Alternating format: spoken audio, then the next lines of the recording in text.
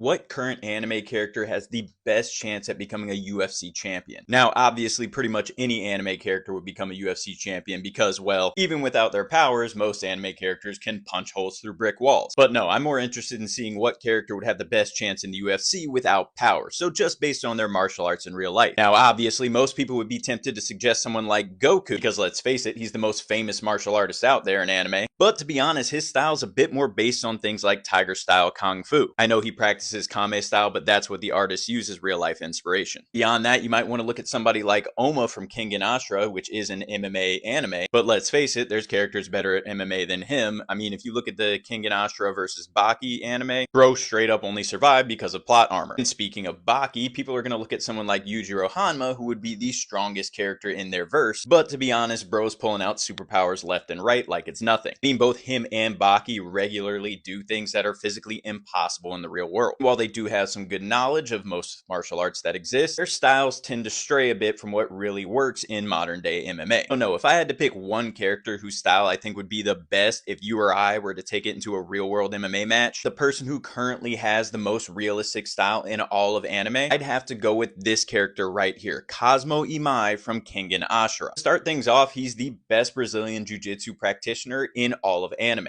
There's a lot of grapplers in anime, but none that use the most tried and true grappling art in all of the UFC. And yes, he did get beat in grappling by Oma in his own anime, but in all reality, Oma was using some martial arts techniques that just don't work in real grappling and aren't very realistic. Yeah, there was definitely some main character plot armor going on there. We gotta remember that just because a character's martial arts style is the best in their universe doesn't mean it works in real life. I mean, go ahead, try fighting like Goku in an MMA match and let me know how it goes for you.